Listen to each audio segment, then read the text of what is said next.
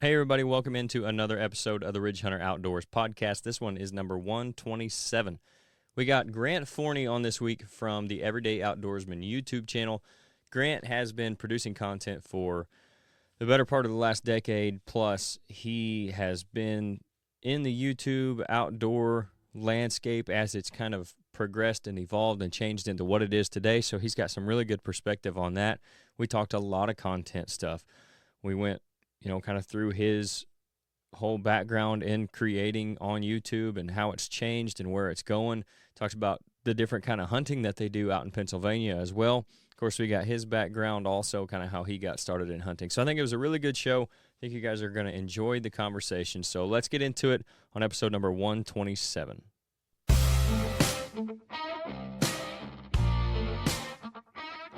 This is the Ridge Hunter Outdoors podcast.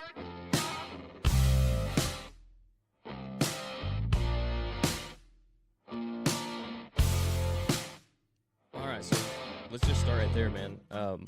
Where we always like to kind of find out, first of all, like who got you into hunting. So obviously for a lot of people, dad, grandpa, uncles, was it a friend? Did you kind of get into it by yourself? Let's just go all the way back to where you first started hunting. Who or what got you into it in the first place? Yeah, no, for me it was, probably a similar introduction, to most guys. My dad got me into hunting when I was 12 years old. Grew up hunting private land. When I was really young, my grandparents bought some land and built a cabin up in northern Pennsylvania, the state that I'm from here. And so that was where my dad started myself and all my brothers into hunting, was there on our family's land in the northern part of the state. And yeah, grew up hunting there, kind of throughout my teenage years. And then, just kind of fell in love with it right from the start. And it kind of just grew from there into a huge passion. So what kind of stuff were you hunting there when you started out? Because, we've had everything from bears to grouse to squirrels and rabbits. So what did you kind of really start on? Yeah, it was deer hunting for me, was what I started on. That was really almost it. I did a little bit of small game hunting. Actually, yeah, that's not true. My dad did take us squirrel hunting. He took us small game hunting a little bit. So we did that. Even like I would have been along with him squirrel hunting probably before I was even deer hunting, before I was even 12 years old. Right. So we did that. And then, the main thing was deer hunting, once I turned 12. And then, some more small game hunting, but that was pretty much it. I really didn't grow up turkey hunting or bear hunting when I was a kid. It's pretty much small game and deer. Yeah. So did you start out gun hunting them, rifle, shotgun, whatever? I don't exactly know what it is in Pennsylvania even, but did you start gun hunting, or was it bow hunting immediately, or when did you roll into that?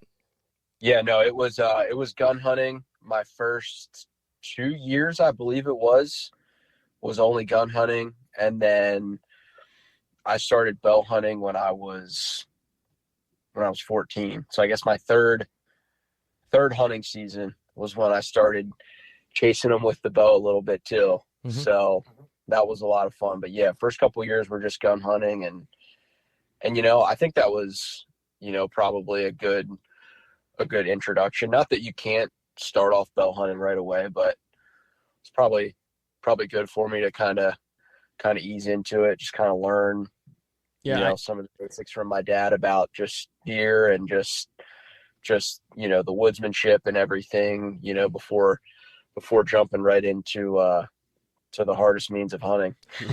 Yeah, no doubt. I think that's a pretty natural progression for a lot of people, probably. Like that's probably some of the most common for especially deer hunters. Like obviously they start hunting deer, or maybe there was some small game mixed in, but they start with the gun, and then like you said, you kind of figure out the animal and you get your woodsmanship built up. You kind of figure out what to do in the woods, and then you go to bow hunting, and it's like you can get kind of successful at gun hunting, so that helps too. Like I think a lot of times if you start a kid out on bow hunting, it is so difficult that they could probably get frustrated with it really fast and quit. With gun hunting, not that it's easy, but obviously it's easier than bow hunting. So you can get that taste of success too. And then it's kind of like the natural progression of it gets you hooked. And then, okay, I want something a little more challenging, at least for a lot of people, I think. And then you move into bow hunting. And then, I mean, we all know the challenges that go along with that.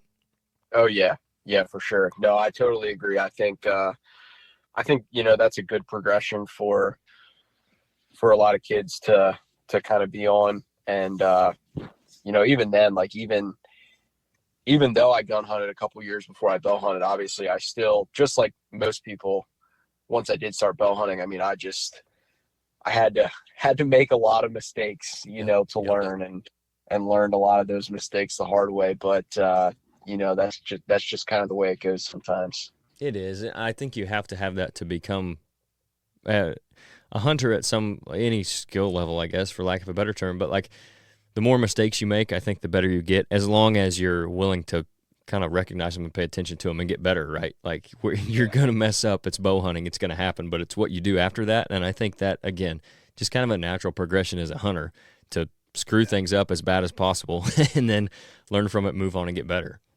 For sure. Yeah, no, I totally agree. So obviously you do some filming and stuff like that, and we'll get into that a little bit more in depth, but is that something that you started out doing earlier, or was there someone you knew doing that, or what do you think kind of led you to that? Yeah, it was something I started doing when I was pretty young, and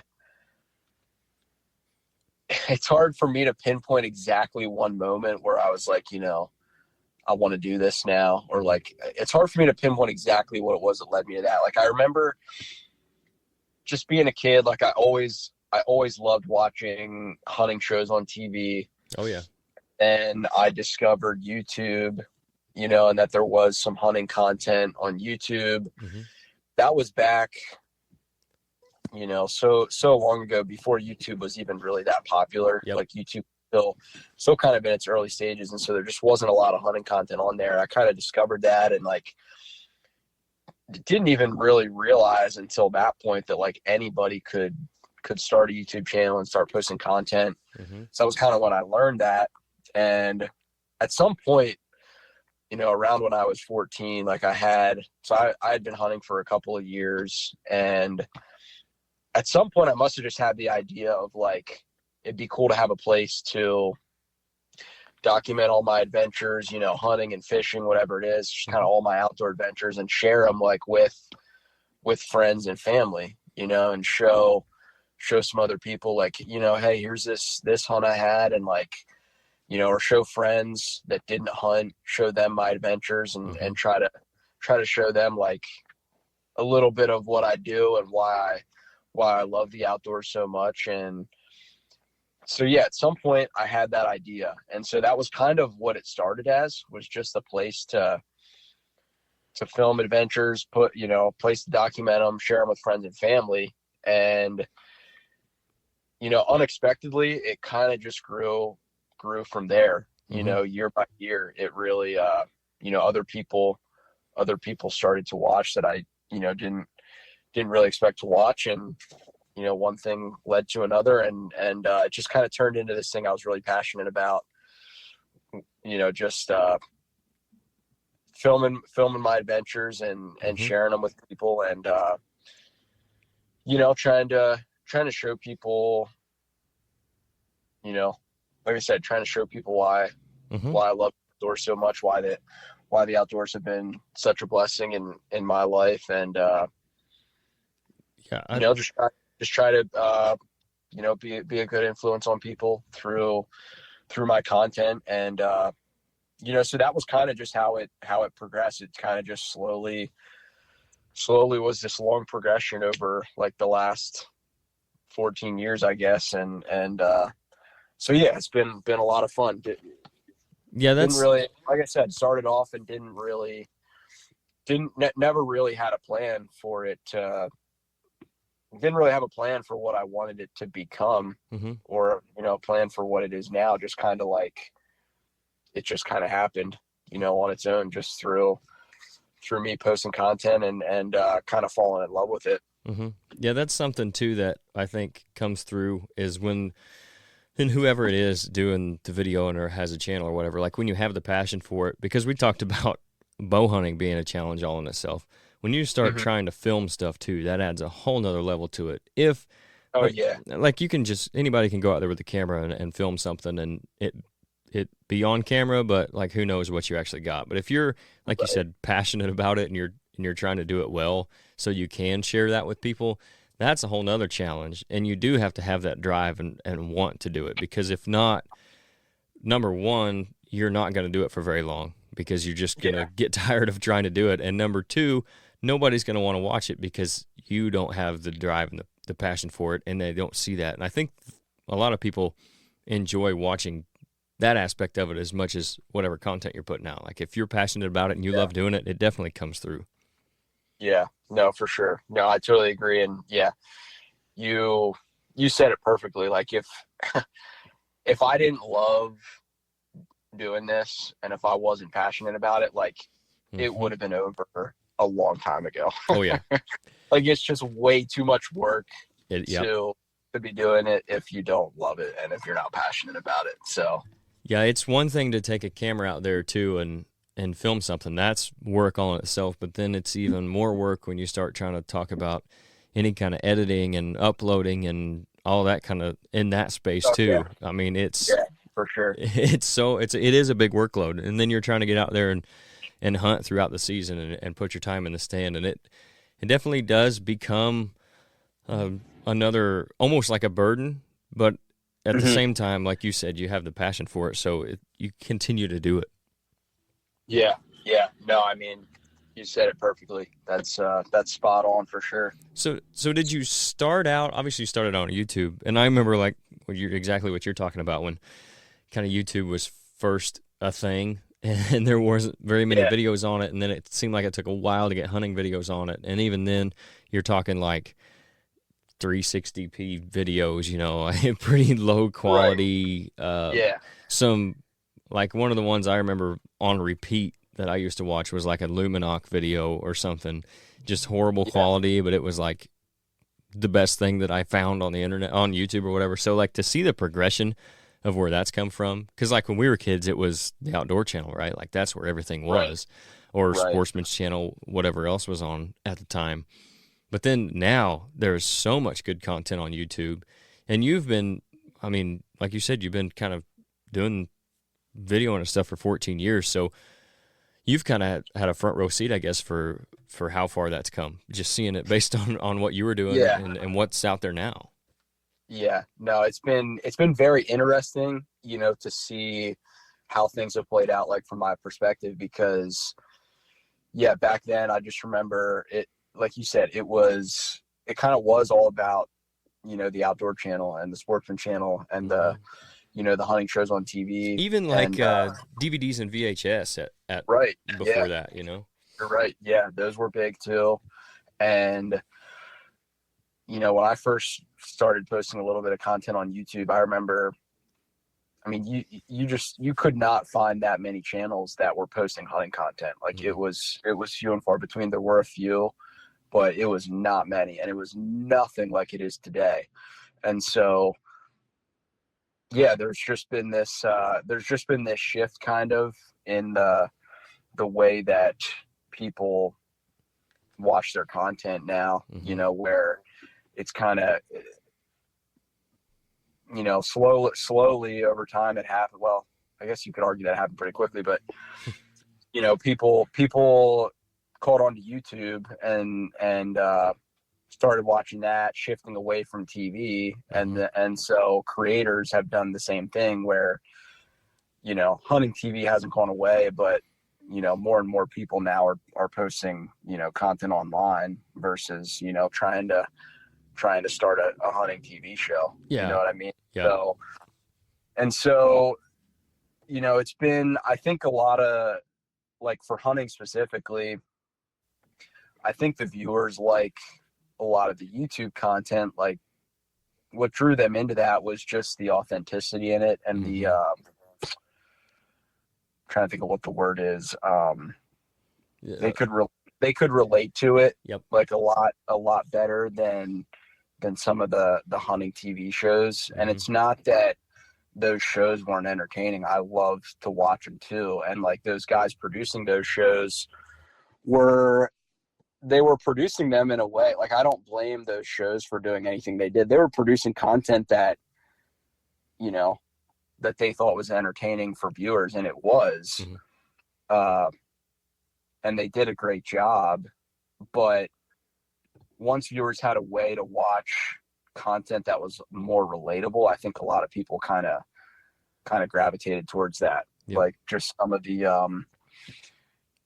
the content that is whether it's hunting on public land or hunting private properties by permission, or just hunting your family's small farm or whatever it may be, was just a lot more relatable to the viewers than what some of the shows were showing on TV.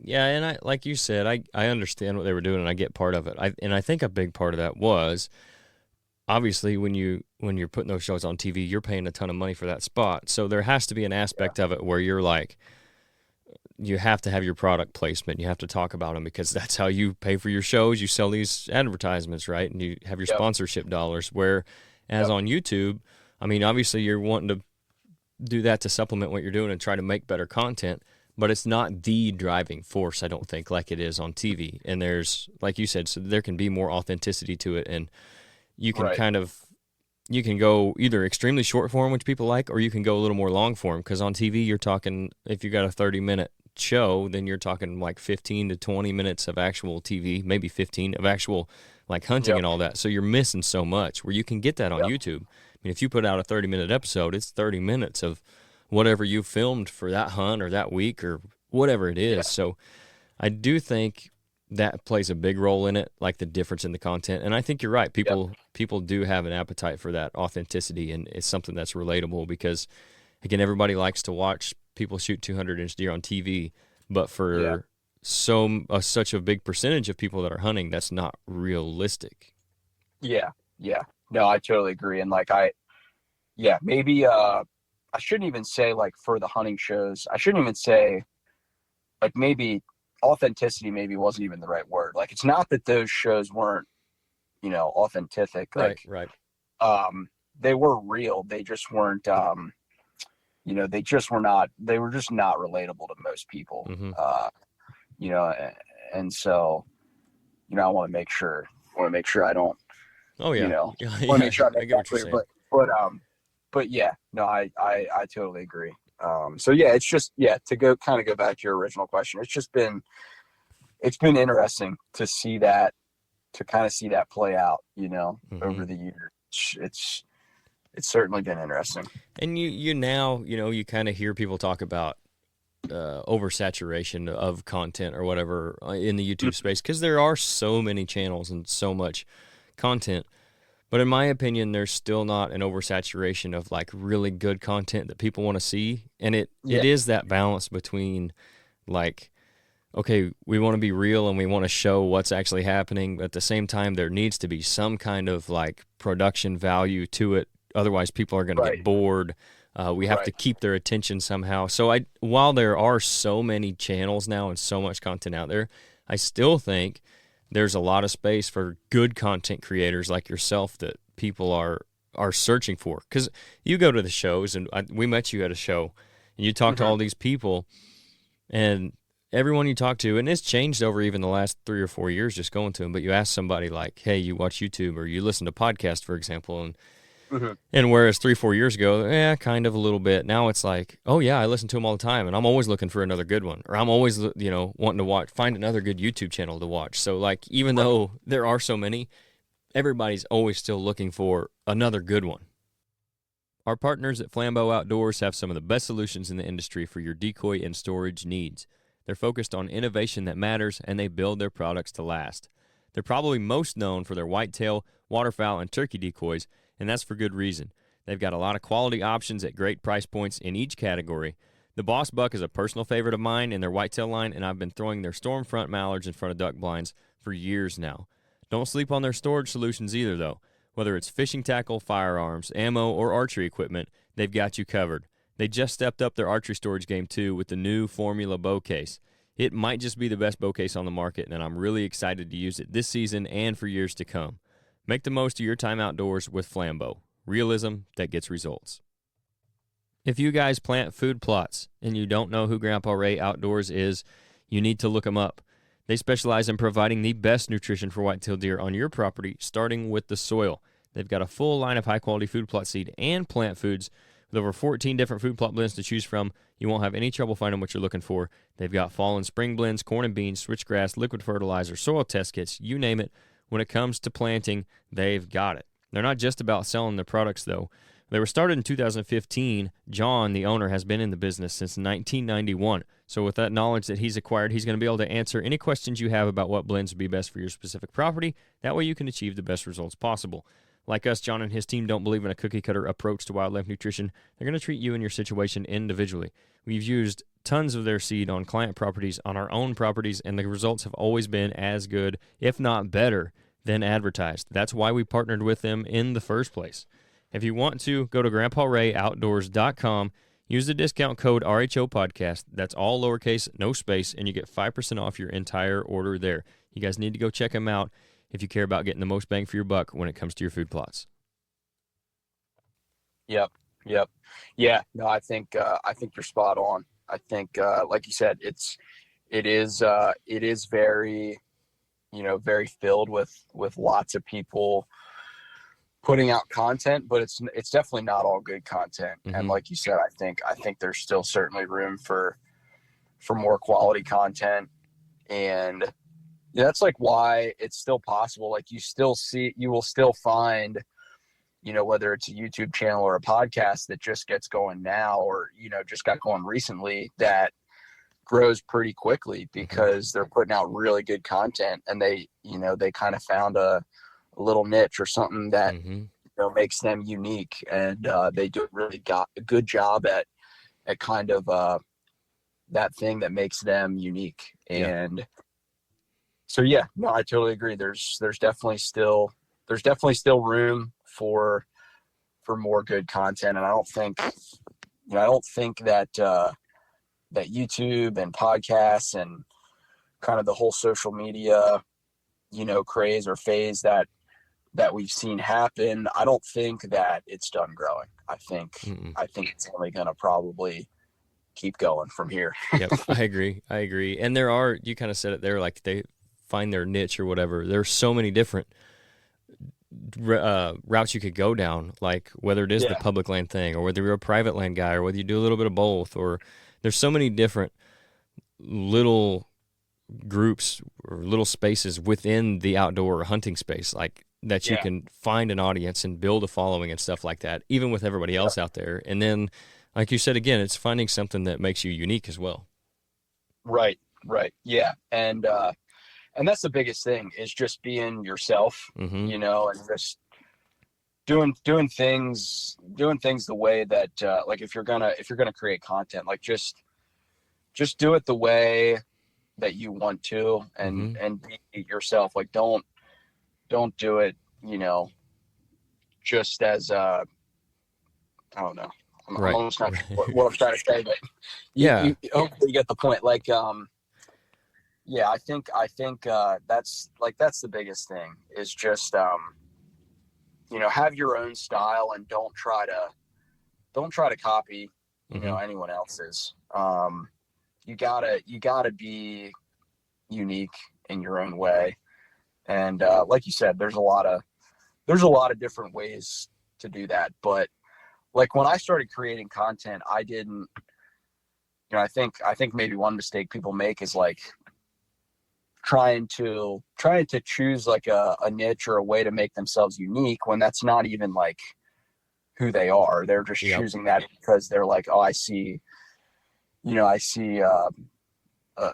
spot for that, and no one else doing this type of thing. I guess that's not completely wrong, but you're probably going to have more fun with it if you kind of stick to just who you are and what your natural style is to begin with, and don't seek out a certain style just because it seems like no one's producing content, on that specific style. And so, like when I first started creating content, like there was nothing that changed about like what I did or the way I hunted or Mm-hmm. the way I did anything. It was just like I started creating content of what I already did Yeah. and the way I already did things, you know. And Yep. so that just kind of became, you know, my style and my style of content, you know. Yeah. And like you said, if there is that void, like if the void is a round hole and you're a square peg, it's still not going to fit. And Right. while you are going to have some influence from like the channels you like or the shows that you watch, I do think the best way, because we get asked this question quite a bit, like, well, how do I do that? How do I become like how can I be unique or what can I make myself stand out? And it's just like what you just said.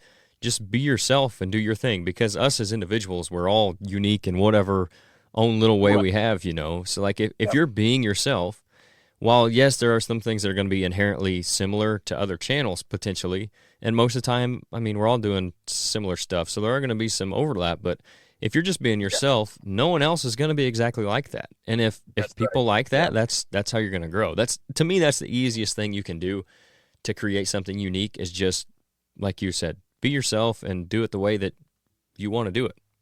Yeah. Yeah. No, that's exactly right. Yeah, and I want to get into your channel a little bit too, but while we're on this topic, I'm sure you've been asked the same thing. Another question we get a lot is like, especially at these shows, people see us doing the YouTube channel or doing a podcast and they want to start something or they want to do it. And if the question we always get asked is, well, how do I start or where do I start? And it's like, well, Mhm. just start. That's kind of my answer to them. Our phones today take such great video. Like, just do something Yeah. to start. Like we talked about just a minute ago, there is so much content. It's not all good content.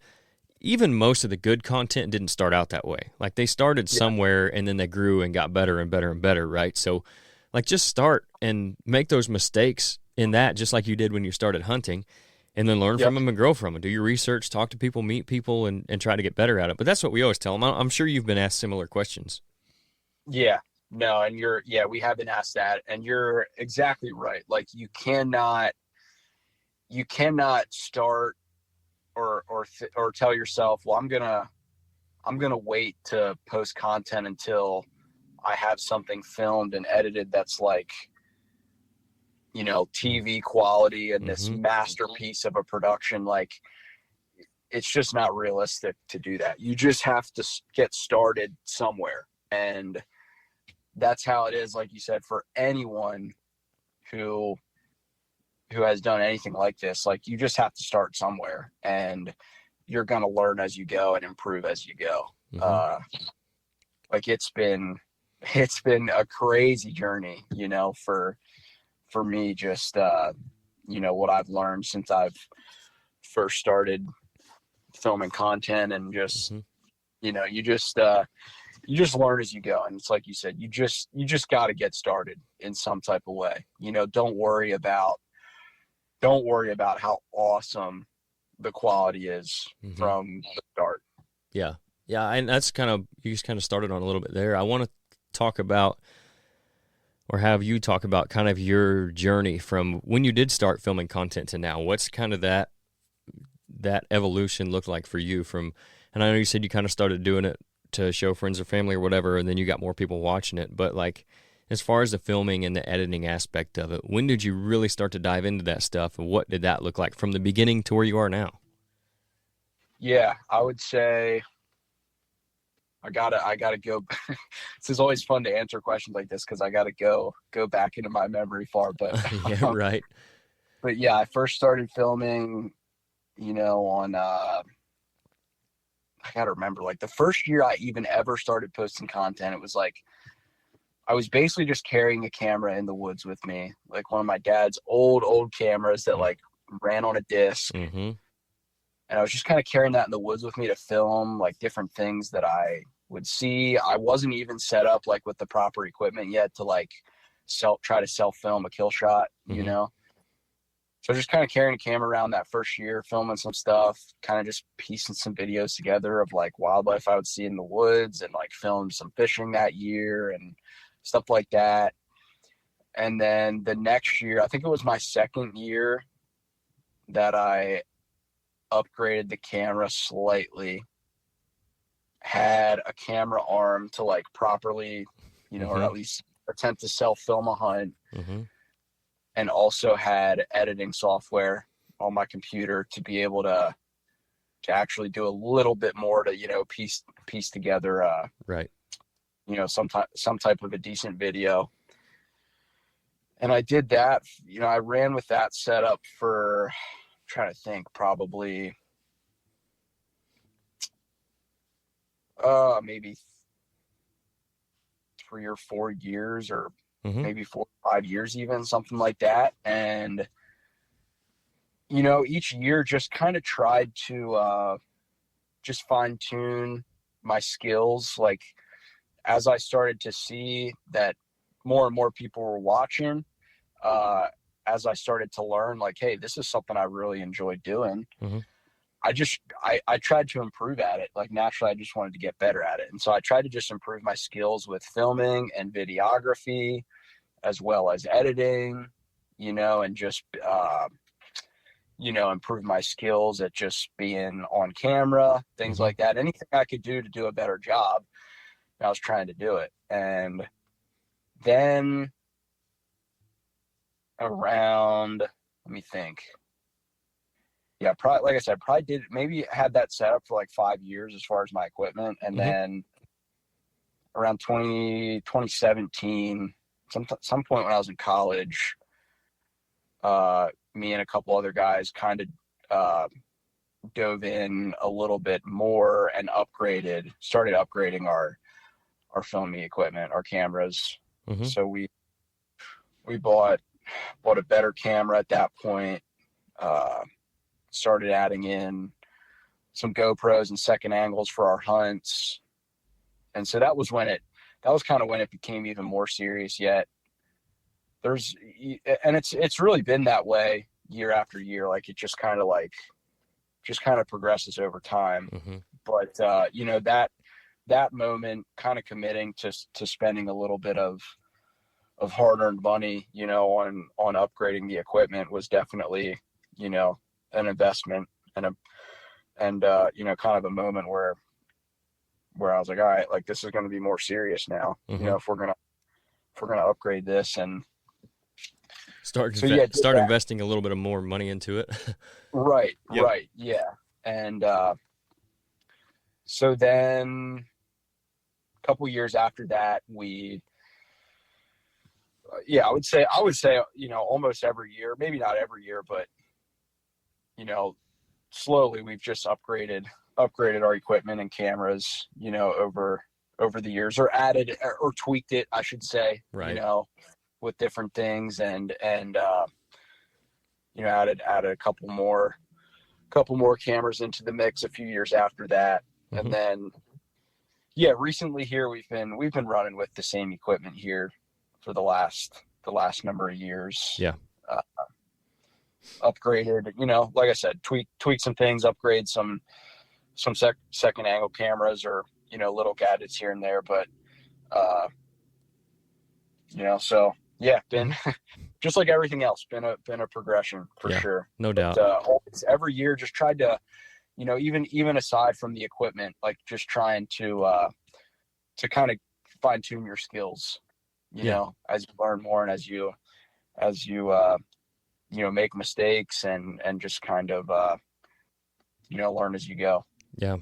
So did you start as the Everyday Outdoorsman, and when did that come about? Was it there from the beginning? No, so that wasn't. First, it started off, the name of my account was just like under my name, and then my personal name, and then at one point, I can't remember exactly what the timing was. There was a number of years where the channel was called Pennsylvania Outdoors Unlimited. And then we decided to make the name change to the Everyday Outdoorsman, I think in 2018. So about 6 years ago, we decided to make that name change. So so you were into it a little bit by then, even. Yeah. Yeah, no, we were into it. We were into it for sure.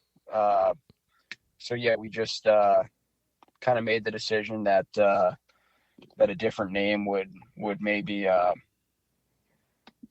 help us out with just, reaching more people and, not kind of hold us specifically Yeah, to don't pigeonhole yourself. Yeah. Yeah. Yeah. And so, yeah, kind of had thought about that for a while, just had not really come up with a name we really felt like was meant for us until we kind of came up with that one. So Yeah. that's probably here to stay now for our name. Right. I think that adds to the relatability thing too, because like you said, Yeah. or like, everyday outdoorsman, that's all of us, right? Or most of us, especially the ones that are going to be consuming the type of content that you guys are putting out. And Yep. I'm not going to mention any names, but it also is important that it fits you guys, because there are some channels or shows out there that have names that, like, they want to act like they're a certain thing, but really, if you've met them in person or you've seen them out, like, that's not who they really are. And Yeah. I do think people see through that at some point. Yeah.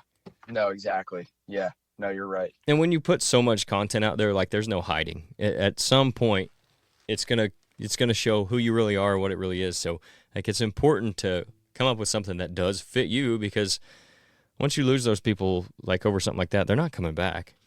Yeah. Yeah. No, that's right. Yeah, definitely. Yeah. Like you said, you definitely want to have something that fits you and kind of, matches what you do and the type of content you do. And if you don't have it figured out right away, that's okay too. You can change it, at some point, like I did, but it's probably a good idea to try to think that through as early as you can. Right. Yeah, those branding changes are not easy. Yeah. But so you guys kind of started doing that in 17, 18, somewhere in there. What was the goal, like, from that point, or when you started getting serious about it? Was it to just make the best content you could, or, like, did you have something in mind that you wanted to get to, or, like, what did you kind of decide early on that would be your goal for the channel and everything? I would say, at that point, it became somewhere around that time frame was like when it started to shift from, like, okay, this is more than just something that we're going to use to show, like, it's more than just a platform to show our friends and family our hunts.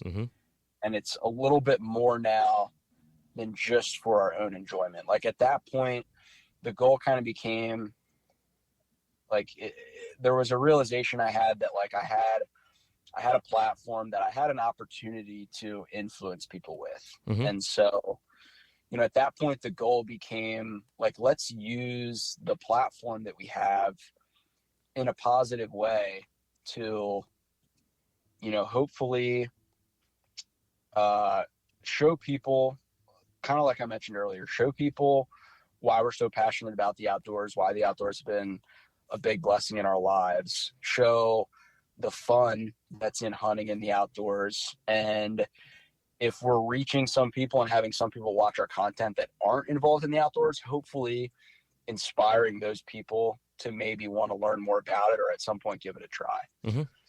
And so that's kind of what the goal became at that point. And, like, and for the people watching our content that were already hunters and are already involved in the outdoors, just being a good and a positive influence on those people as well. That's kind of the best way that I could answer that question. Yeah, for sure. So, and that's still what, still really what it is now. Yeah, you're probably kind of seeing that play itself out too, right? Like, you're starting to reach those goals that you set for yourself and having that positive influence and everything, which is, I mean, it's really nice to see that kind of stuff. Yeah.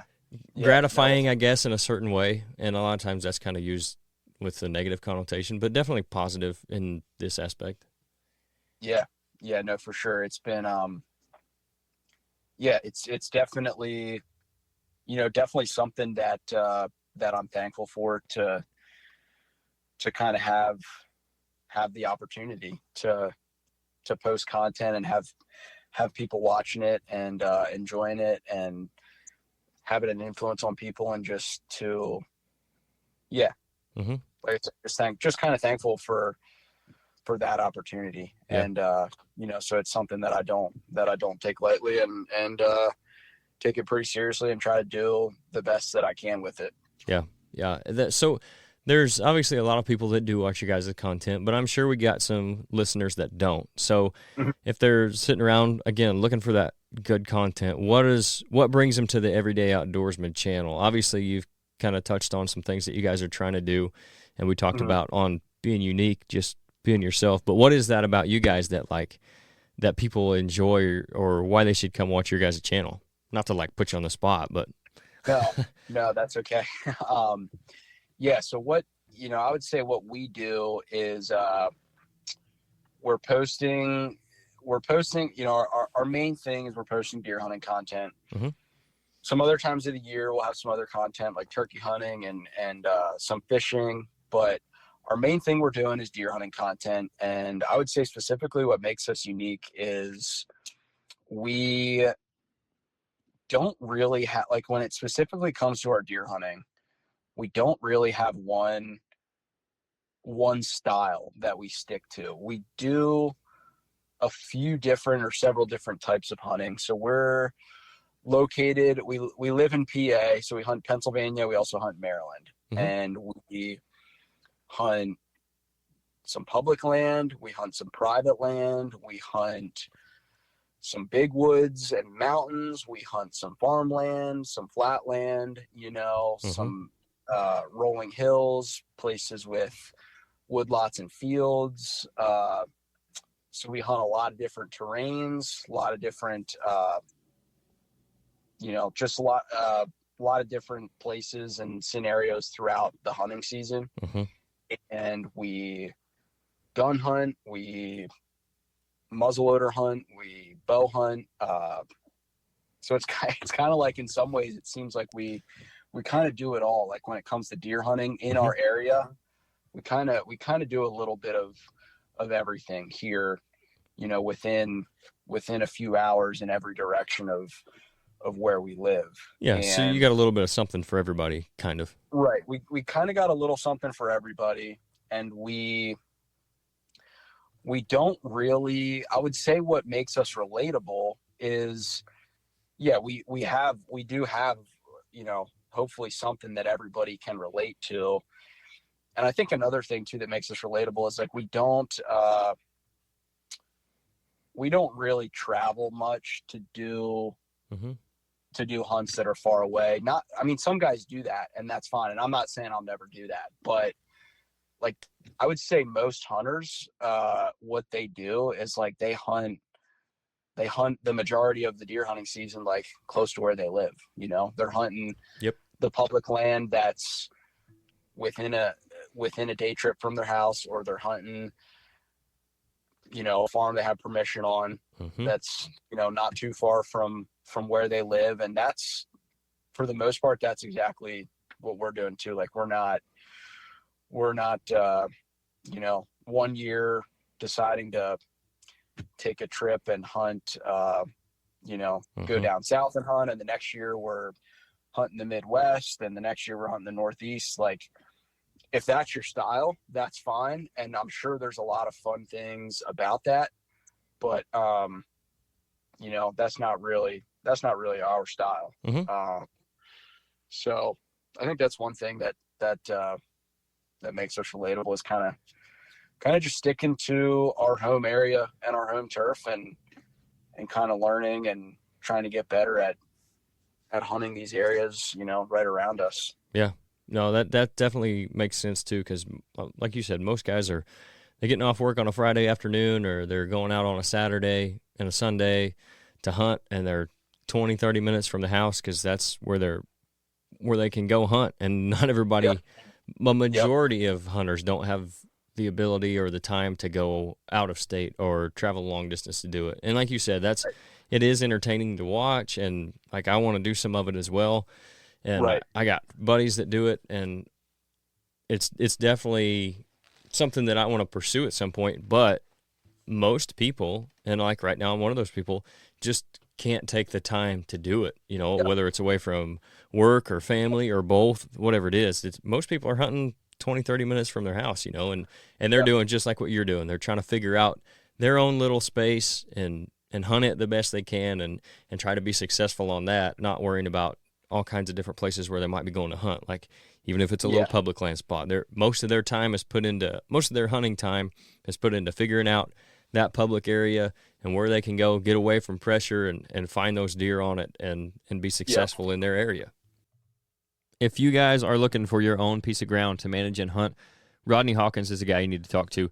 He grew up hunting and fishing in Southern Illinois, and he's now putting that love for the outdoors into selling recreational properties as a land specialist with Midwest Farm and Land. Midwest Farm and Land isn't your average real estate company. They do residential properties, but they also do a ton of recreational property sales as well.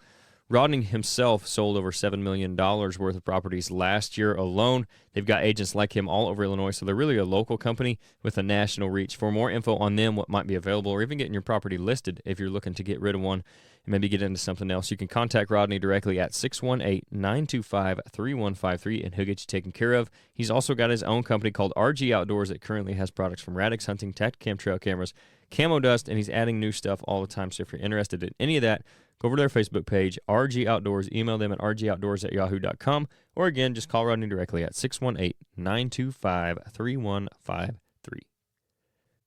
Hey, everybody, I appreciate you tuning in for another episode. If you don't already, go over to Instagram and Facebook and give us a follow at Ridgehunteroutdoors. We also have a private Facebook group called Ridgehunter Nation where you guys can have some input on the show. You can ask us questions. You can ask upcoming guests questions. You can tell us who you want us to have on and what you want us to talk about. And on top of all that, just use it as a regular hunting group. Share your stories, your success, pictures, your failures, whatever it is. That's all at Ridgehunter Nation on Facebook. Our website is ridgehunteroutdoors.com. That's where you're going to find more info on the consulting and management services that we provide. We also have the podcast posted on the website with some other content as well. And we have our merchandise and our food plot seed. And if you find any of that stuff that you want, make sure you use the discount code RHOPOD. That's all caps, no space, and you get 10% off your entire order there. If you're listening on Apple Podcasts or Spotify or anywhere else that lets you do so, make sure you rate and review. That helps us, and give us a follow there too. YouTube, our channel is Ridgehunter Outdoors. You can subscribe to that, hit the notification bell so you know when everything comes out. The podcast will be posted there, as is our Fall Pursuit show, which we'll have more of coming up next season. You guys can go back and rewatch everything that we did this year. We had 10 episodes on that. We're hopefully going to do some turkey hunting this spring, and of course we'll have all our off-season content on YouTube as well. So thanks to everybody who already does follow and subscribe. If you don't, make sure you go do that. Now let's get back to the episode.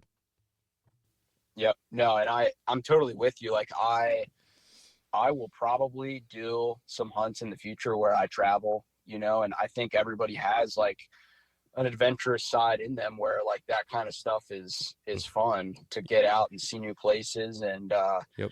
I'm sure that I'll do more of that at some point, but even then when I do that, it's like probably still the thing that I'll enjoy the most, and the thing that I'll spend the majority of my year or the hunting season on is still probably hunting here in my local area. And I think that's the case for everybody, even the guys now that might do, one or two travel hunts a year. I still think that probably the majority of most guys' hunting season is kind of right in their home turf. Yeah. So, yep.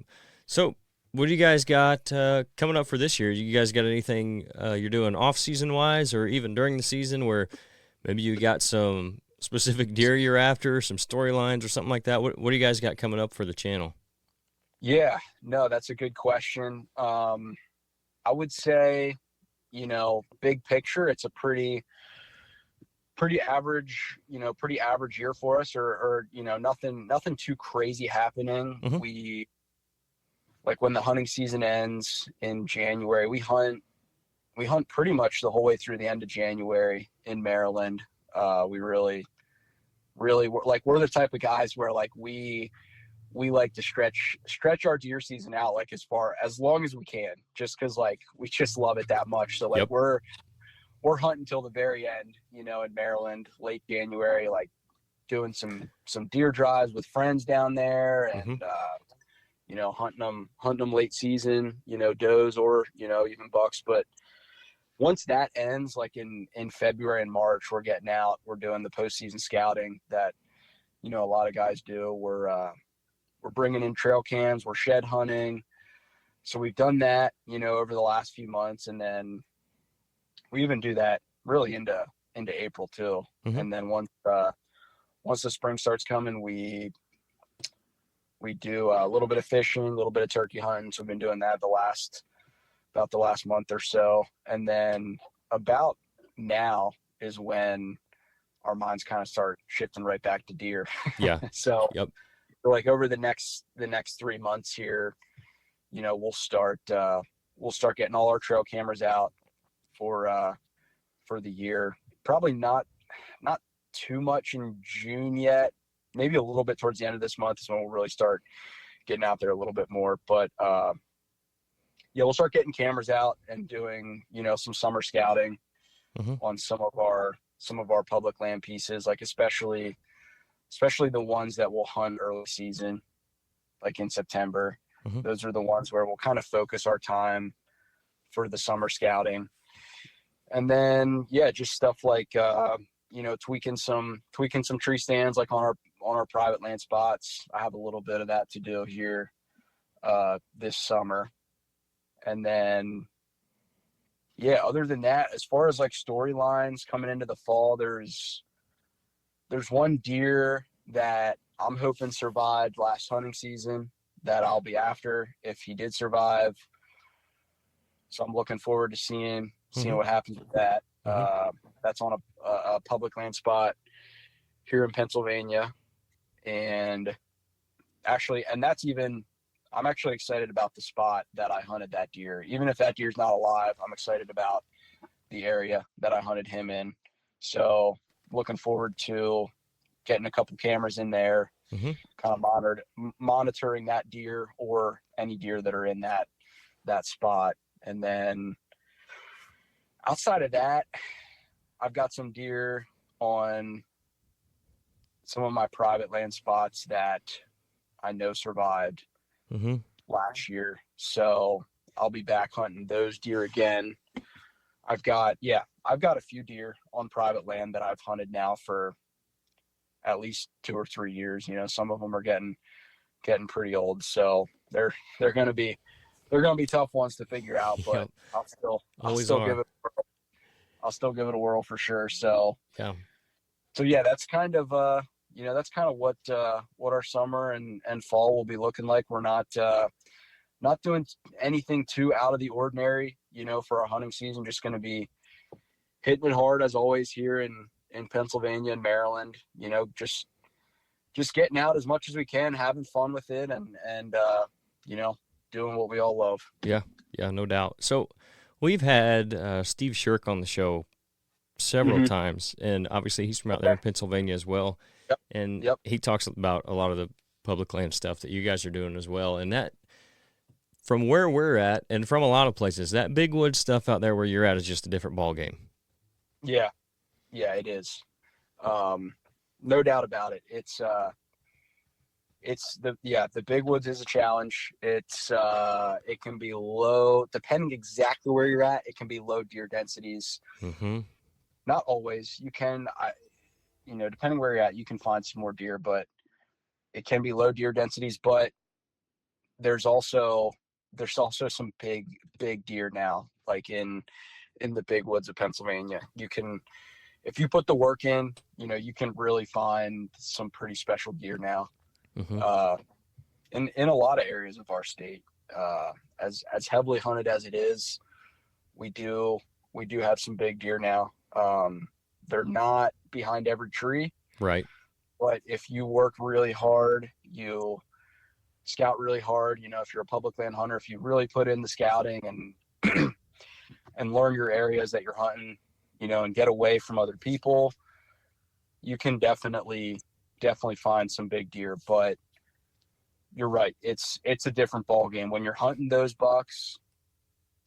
You can go days without seeing a deer. Yeah.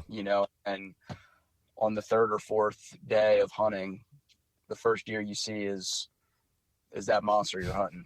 That's Yep. like, that's the way it can go.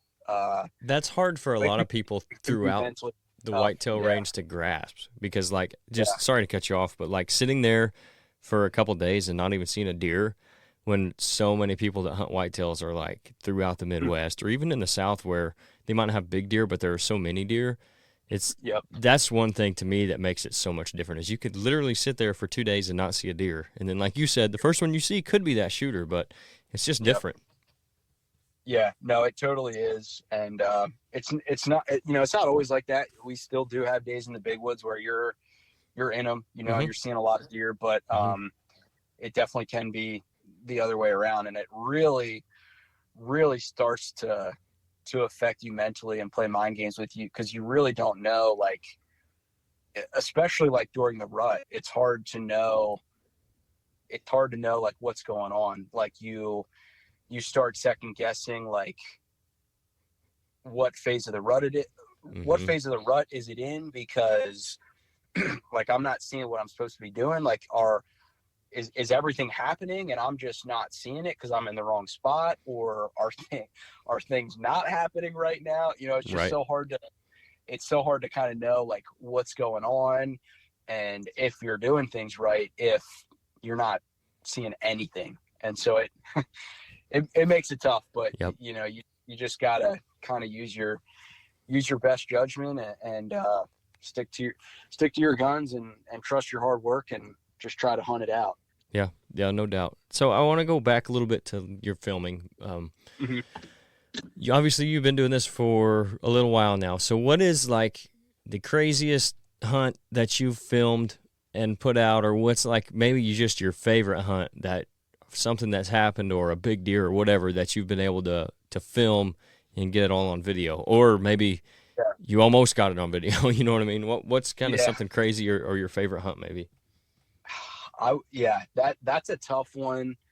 There's so many, but I do have an answer. I would say one that still sticks out, and it's hard for me to even put one hunt above all the rest, because like there's so many that are so close to this one, I feel like. But I would say if I had to pick one, there was one when I was it was actually the first buck I ever killed with my bow. Was in the fall of 2018. I was a senior in college, and I had shot at least a couple of bucks before that with my bow in the years prior, but I'd never got one. And that year was also the first year that I hunted Maryland, was 2018. So there was a couple of public pieces I scouted down there, and I'm trying to think how that season went. It was like, I was able to take some time. I was able to find a way to, like, I don't know how I did this, but for a couple of years there in college, there was a way that I was able to find a way to skip a lot of class. Listen, we all did a lot of that in college. Just figured out a way, Yeah, like somehow I figured out a way to miss like a week of classes. I don't know how I did that, but like I hunted the rut. I hunted like the best week, what I thought would be the best week of the rut, like the second week of November, up at my cabin, my family's cabin, which is still, probably my favorite place to hunt, because it's where I first started. But I hunted like a week straight up there or something like that, and like was seeing a couple nice deer, like came so close to, like, I mean, you know how it is. Like sometimes it's just like you're having close encounter after close encounter, and it feels like a miracle that, like, you didn't get one. Yeah, right. Like, how did I not kill that deer? How did I not kill one? Like on this trip, and that was like how that trip went. And then that was kind of like my main chunk of time to hunt that November, and because then archery ended in PA, and then that next weekend was like, I think it was the date was like November 17th, and it was a Saturday. It would have been right after archery ended in PA, and I just had like one Saturday afternoon to hunt yet. that would be like the weekend before our gun seasons come in. Mm-hmm. Like one Saturday afternoon to bow hunt Maryland, and you know, I hadn't been down to Maryland, and I can't even remember like most of the archery season. Like I hadn't been back to that public piece since like September. Mm-hmm. Like I really hadn't stepped foot on it since then because I was just hunting PA. But I was like, well, PA's closed. I've got this Saturday free. Like, let's give it a whirl, you know, thinking like, I'm not just going to walk in here to this public piece and like, you know, probably not going to have anything good happen after just like, I hunted a week straight, like at a place where I felt like I could get it done, and I didn't get one, you know? And I'm like, you know what? You know, obviously it's not all about killing one. It's about having fun too. So I'm like, that's right. I've got some time to hunt. Like, let's just go out and try it. And so I ended up hunting off the ground that afternoon. Just picked a spot that I thought would be decent and kind of hid behind like a tree that had fallen over, kind of tried to just get the best hide I could on the ground. And yeah, it was just set up there for the evening. Saw a couple does kind of feeding on the ridge below me. And then it's like a half an hour before dark, I kind of thought the hunt was over.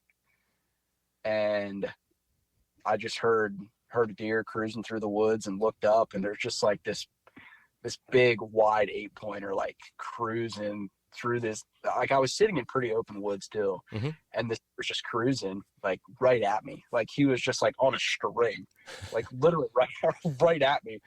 And that's a good and a bad feeling. Yeah. I was like, this is gonna get real interesting here, and especially get on the ground. Yeah, you know? yeah.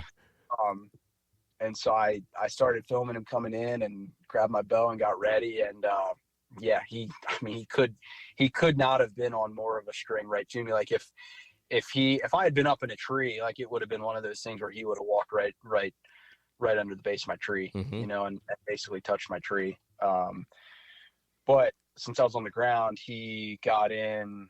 You know, it's like eventually, if you're on the ground, like if they keep coming right at you, eventually they're going to see you, you know, like there's no way around it. So he got into like 10 yards and stopped, and he was kind of quartered to me. And like, as soon as he kind of like turned his head to think about leaving, like I drew back on him, and he kind of gave me enough of an angle that I could kill him. And, so yeah, that was a wild hunt. But yeah, I shot him, and he ran off. Long story short, like we ended up leaving him overnight. I brought some friends back the next morning, so that was just kind of a memory that I always remember, bringing my buddies back there the next morning. Like we were pretty sure that it was a lethal hit. You know, it was just a question of being able to find him. And so yeah, we found him that Sunday morning after not too long, and it was a real nice you know, public land 8-pointer in Maryland, my first archery buck. And so I was fired up about that. But yeah, just a wild hunt off the ground. And actually what makes that whole thing even crazier was that that Sunday night, I got appendicitis, had to get my appendix removed. That's on crazy. On the way home from recovering that buck, like is when I started to get sick, and realizing something was wrong with me. I didn't know what it was. And so yeah, that was a whole nother side story to that weekend. Was right. Yeah, recovered my buck in Maryland that morning, and by 11 o'clock that night, or about midnight, I was having surgery to get my appendix removed. So I kind of remember that buck as the appendix buck. Yep. That seems fair. And yeah, so yeah, that's still maybe the hunt that sticks out to me. Maybe you know, the most, if I had to pick one. But I mean, gosh, there's just been so many over the years, so many fun hunts with, you know, friends, even my hunts where I wasn't even the one who shot an animal. You know, there's just been, it's like crazy. Me and my friend Brandon, who films on the channel with me a lot. Mm-hmm. We joke all the time about like we already feel like we could almost write a book, and Right. with all our hunting stories from the past 15 years, and it's like, gosh, what is it going to be like when we're old men? We're definitely going to be able to write a book by then. Yep. But Yep. yeah, it's awesome. Like, just talking about it now, just with you, like, I mean, everybody loves talking about hunting stories. Oh yeah, and absolutely. stuff like that. So yeah, we've got a lot of them, that's for sure. But that was definitely one that sticks out. Cool, for me man. Still now, like 6 years later, I guess. So, well, I'll get you out of here, man. I mean, it's been great talking to you, but where can people find these hunts? Like, obviously, you've got a bunch of them on your channel, so go ahead and plug like the channel and any of your social media stuff. Just tell people where they can find you, and I'll link it all in the description of the episode too. So, go ahead and tell them where they can find you at. Yeah, no, the main thing, that we do is the YouTube videos on our channel, the Everyday Outdoorsmen, mm-hmm.